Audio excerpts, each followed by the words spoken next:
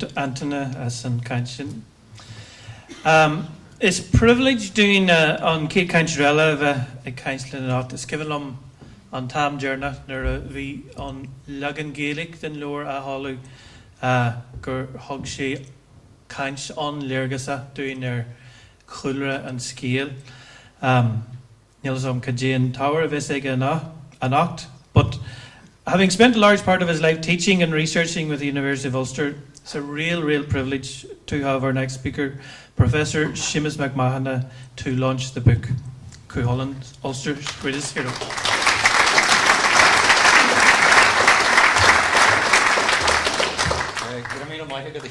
As an introduction. It's great to have Kieran here actually as chairperson as well. No one ever says anything about him, so I think we should mention him tonight at the beginning. He chaired the last session, he's chaired this one, and he's done it very well indeed. He is a very fine editor from Tulta and a distinguished alumnus of the University of Ulster as well, I should say. So 2 years ago I was here and I had the pleasure through the Meeting of Irish of launching Leith na Leithre that we've heard of earlier tonight. And it's an equally great privilege and honour for me to be here tonight to launch Chulainn, Ulster's Greatest Hero, which is by the same author, Raymond O'Kieran, and paintings by Dara Vallely. It's a tremendous achievement on the part of Raymond to have succeeded in completing this task in such a short period. I mean, it's exactly 2 years ago that, more or less exactly 2 years ago, that we launched the Irish language version. So the amount of research, hard work and effort that must have gone into the writing of this is quite remarkable. So we congratulate you on having achieved this. You are the man of the moment with regard to the writing of this. There is no question about it. And of course Dara for his paintings. But it is a great achievement. And we shouldn't be surprised perhaps that Raymond has achieved this because he has been working in the community in Irish language, culture and heritage for many years. And he's a person, someone that I've known on and off for during this time. And I found that when he's capable of identifying important matters, but more importantly still, it's one thing identifying something, it's another thing doing something about it. What Raymond has is the ability and skill to bring something to a conclusion. He has organizational ability and he has stamina, and he's a wonderful person to have in the community. And I congratulate Gillian on having managed to get him and of having kept him. So well done again, Raymond. As to Dara, I should say, is a very distinguished international painter.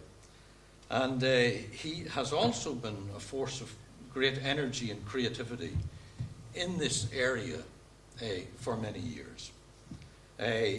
He has exhibited internationally throughout the world, and this book is one of his great achievements, I think, the two books that we've had, Leith na Leithre and this one. So congratulations to Dara as well. Like Leith na Leithre, this book is beautifully produced, due particularly, as Anthony pointed out, to the design of Wendy Dunbar, and also to the wonderful imagery and painting of Dara, all based on the text, the underlying text that Raymond has provided. The package is slightly different to that we had earlier, insofar as it seems to me that this is a more manageable book. The other book is a coffee table book with very large paintings, and a beautiful book to have, and a great book as a present. This is also an excellent book as a present, but it's a present that you can actually carry around with you. So it's a beautiful book to give, and very easily managed, portable and manageable.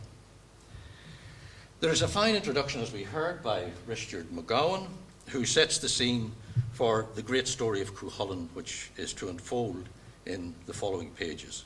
And as we heard, Richard also reviewed the text and checked it and was a presence throughout. The sleeve notes are by Anthony, who spoke earlier, Anthony Chulainn, the chief executive of Gaelin. And he has been a steadfast supporter, from what I gather, of this project from the very outset.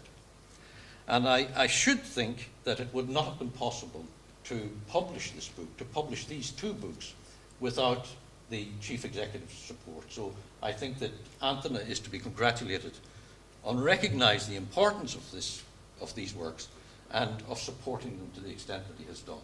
And he has been a wonderful supporter. He's here last time, he's here this time again. He's always there when Raymond needs him, which I think is important. Others who played a role and mentioned by Anthony in his talk were Kieran, mentioned by the author, were Claire Kieran of Andrade and Avril Buchanan. They were mentioned also, I think. The book is dedicated to Aidan Mathu of the Ulster Trust. Now, Aidan actually was on the platform with us 2 years ago. And since that time, he has unfortunately died. And his death is a great loss to Irish language and culture. Very sad indeed. And particularly, perhaps, with regard to tonight, with regard to Raymond, because he was a great source of inspiration and support to Raymond throughout. It is very appropriate that the book should be dedicated to Aidan. The book presents, with regard to what it contains, the book presents the life of Chulainn as it is told in a number of early Irish texts contained in early Irish manuscripts, such as the Book of Dunkeld or Nahira and the Book of Leinster and a number of other manuscripts. These tales are often in English referred to as the Ulster cycle of tales, or in Irish the Ruaireacht, that is, the stories of Clan Ruairí. They are stories about the heroic age in Ireland and include tales of Chulainn's conception, birth, life, and death, about his wooing of his wife Ever, now called Emer in modern English, of the tragic killing of his only son Conlaith, and the killing of his best friend in single combat after prolonged fighting. That is Ferdia, who gives his name to the place in which that battle, or that fight, that single combat took place, that is Ardee a Erdia. Also the book tells of the love of Chulainn for the otherworld woman Fan, a very beautiful woman. And his love for her was so great that he withered away and almost died. So I think you should all be careful that love can do that to you. This is true, actually. You shouldn't laugh about it. It's true. Love was a disease in medieval times, and it's still a disease that some So be careful. It's a dangerous disease to get anyway, unless you know how to treat it.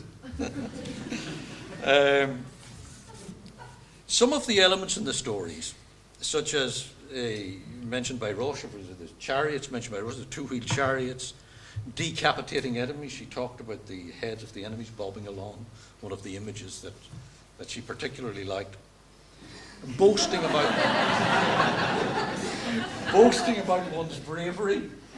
Raymond, you can do that, babe. All of these things have been compared with information contained in the accounts that we have of the Celts on the continent before they were defeated by the Romans, the classical authors' accounts of the Celts. These elements are all contained in these depictions of the Celts by the classical authors. And it's thought that they may reflect, in these stories, that they may reflect a similar kind of society. Not everyone agrees with this. Others would think that the stories are explicable in terms of medieval Irish society, which would also have included a reading of the classics by the authors who composed the stories in the book presented by Raymond. The Tain, of course, the Tain Bocóinne, the Cattle Raid of Cooley, is the centrepiece and great epic tale of the Ulster cycle. and it tells the story of the incursion of Queen Maeve and her forces, the men of Ireland, or the Fir Éireann, into Ulster and the Cooley Peninsula in order to steal the brown bull of Cooley in the Cooley Peninsula. Now, Maeve wanted to do this in order to match a bull which her husband Ailill had, which was the white bull of Connacht, the Fin de Venach. And this is very important because it has to do with status and the status of women in these stories. Maeve did not believe that Ailill should be of a higher status than her, therefore she wanted not only to be of equal status to him, but to have a bull that could kill his bull, basically, if necessary, which is actually what happens in the final climax of the story. The two bulls fight. These are two mythological animals, and finally the two bulls fight, and the brown bull of Cooley wins the fight and then dies himself. He goes around different places of Ireland, throughout Ireland, giving his name to many of these locations in the north of Ireland and throughout the rest of Ireland until he comes back to Connacht. Until he comes to Connacht and eventually dies. So Maeve is a great female warrior, fierce, cunning, wonderful woman to behold. Machiavellian in her approach, willing to give her daughter to any man that will go out and fight Cuchulainn, who now fights single-handedly with the greatest warriors of Connacht. A distinction is made between the men of Ireland and the men of Ulster. The men of Ulster are neither the men of Ireland nor foreigners. As Richard says in his introduction, this view resonates until the present day. Cuchulainn has been adopted by certain sections of the loyalist community as the defender of their people. And similarly, of course, Cuchulainn has been an icon for the nationalist and Republican traditions for many, many years. We spoke about that at the last time that we met. At the time of the invasion of Ulster by Queen Maeve, the Ulstermen are suffering from the chulainn, a sickness similar to the pangs of childbirth, which has been laid upon them by the goddess mentioned by the chair here, Macha, who gives her name to Auanwaha. We cannot tell the story of Auanwaha tonight, but at the time you probably know it anyway. But anyway, she gave her name to Auanwaha, but she cursed the Ulstermen that they would suffer from the pangs of childbirth any time the province was in peril or in great danger. So when Maeve attacks the province of Ulster, the only person that is not suffering from this debility is the young Cuchulainn, a 17-year-old boy, a warrior still in his prime. And he doesn't suffer from this because he's outside Ulster in a sense. He was not of the narrow province initially. And that is the reason that he doesn't suffer from these pangs. Anyway, as we said earlier, he comes against the enemies of the province single-handedly and succeeds in holding them up until the men of Ulster rise again from their illness and can join the battle.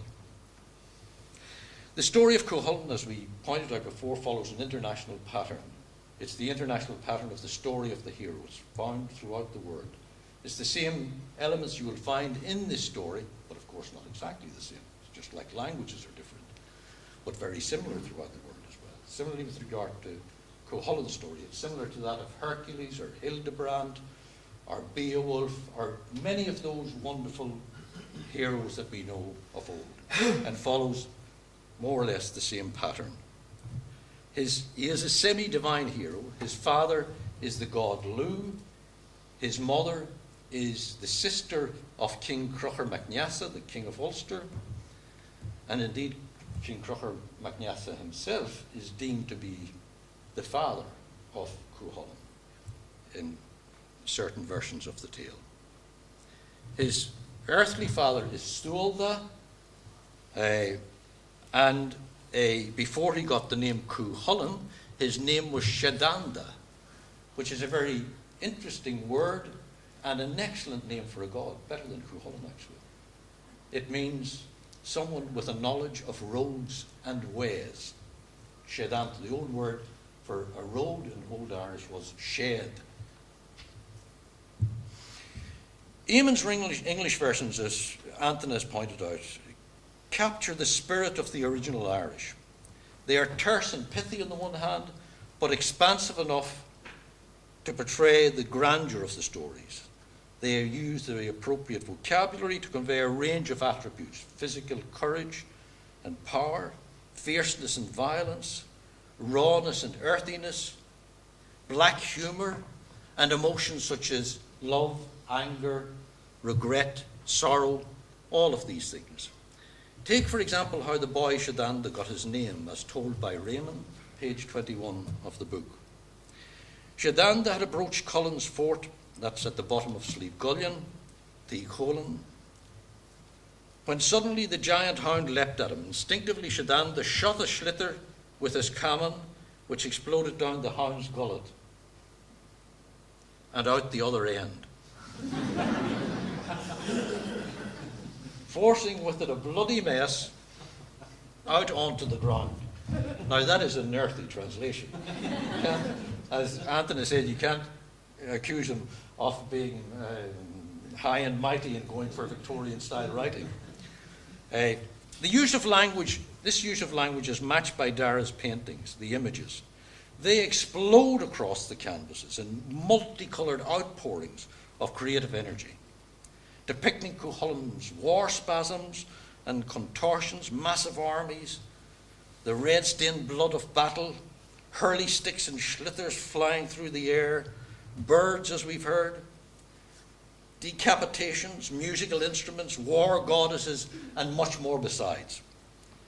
They are both abstract and modern, Jackson Pollock-esque style, reminiscent, I thought that from the beginning, on the one hand, but also with motifs that are Celtic and Irish on the other, traditional motifs on the other. So it's a fusion of these two that make it such a powerful set of paintings and images. Raymond has also performed a great service by including a very full, this is important, very full appendices on place names, characters, and other features. Now this is better than in any of the other translations that I've seen. Even Kinsella's, who deals with, I mean, he was excellent because the chap who did the place names in that, whom we had actually at the University of Ulster some years back, he did all the place names in the Tain, and was a very, very important guy. But there's not a full list of the place names or of the personal names in Kinsella's edition, whereas Raymond gives a very full one, but this is going to be very, very useful to the reader of English. These names can be very difficult to follow and pronounce. So Raymond gives the phonetic transcription of them in Ulster Irish. Now, actually, I found the Ulster Irish, with regard to the Ulster Irish later in this book, that when you go to the place names, you really see, and the person, you really see that he is using Ulster Irish. And you see it also, of course, with regard to certain elements of the grammar in the Leithin story. But he certainly does use them here. Many incidents in the Tain are there to explain a place name, and there are an enormous number of such names. Their presence and the stories about them place the narrative firmly in the local Irish landscape and countryside, as Rocha pointed out. Raymond includes a list of the characters in the stories, together with a short, succinct summary of who they are. Take, for example, the following on the character Cuscri. Ulster warrior whose handsomeness caused the female admirers to stammer. I don't know if any of the men can do that tonight. Let's finish then with a couple of excerpts from Raymond's English renderings of some of the stories. For example, in the tale of the wooing of Ever, his wooing of his wife, Emer as she's called now, we have the following. Cuchulainn demanded 6 traits from his spouse: shapeliness, a sweet voice, engaging conversation, refinement in embroidery, wisdom and purity. Now, I'm sure the ladies would have absolutely no problem in meeting all of these criteria tonight, except perhaps the embroidery might cause a bit of problem. Most people will know the story of how Cuchulainn killed Cullen's hound and took his place, how he outplayed the boy troop of Auanwaha, or his battle frenzy when his body contorts and his eye sinks into his head, into his forehead, right in there. Indeed, the women of Ulster were so taken aback by the fact of Cuchulainn's contortions and that he was unable to distinguish foe from friend when this occurred, that they went before him bare-breasted in order to placate his anger as he came back from one of his kills in this contorted state. And they immersed him in vats of water, observing that he had 7 fingers, 7 toes, 7 pupils, and hair of 3 different colours. A bit like teenagers today. Or some of them anyway. All these are contained in Raymond's translation, as is this piece, the conversation between Cuchulainn's wife, Ever, and the beautiful other woman, Van, with whom he is besotted. This is very poignant, as both women, after initial jousting, are willing to give way to the other. Ever follows the coup to his tryst with his lover Fan, whereupon the latter speaks of his love of Fan. Cuchulainn starts to speak about how much he loves Fan, and Emer responds, or Ever responds, as follows. Maybe, said Ever, this woman you seek is not so better than me. What's more, everything that is red is beautiful. Everything new is bright. Everything high is fine, and everything familiar turns sour. Everything great is absent, and what is with us is seldom cherished. O young man, she said, at one time you thought everything of me. We will, though, be happy once again, for my heart you still possess within you. She became forlorn then. It's no lie to say that you are the love of the heart in my breast, and my soul shall go with you until the day I die. Let me go from you then, said Fan to Cuchulainn. It is better that I be let go from him, said Ever. Not so, said Fan. It's my time to endure the hardship now. Now, it is no hardship to read this wonderful book, and I strongly recommend that you hasten to get your copy. It is an epic thriller and great adventure that will have a wide distribution and will introduce Cuchulainn to many new readers across the world who had not previously heard of him. We are greatly indebted to Raymond for this excellent work, and to Dara for the wonderful paintings, and for all those who are involved with it. And it has given Cuchulainn a new lease of life. Long may he live. I have great pleasure in now announcing the launch of Cuchulainn, Ulster's greatest leader.